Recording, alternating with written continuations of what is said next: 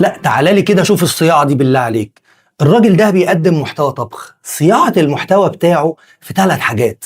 اولا انه بيعمل language neutral content، يعني محتوى غير مرتبط بلغة معينة، بالتالي ده بيدي المحتوى فرصة انه يتشاف في العالم كله. ثانيا فورمات الفيديو ده نفسه، الفورمات ده كرره كتير لانه نجح معاه جدا، لانه بيعمل فيه حركتين في منتهى الصياعه. اولا بيعتمد في الهوك على السليبرتي جاكينج، بيقعد قدام اللاب وبيشغل انترو فيلم من الانتروز المشهوره، وبيكون مجهز حاجه عشان ياكلها.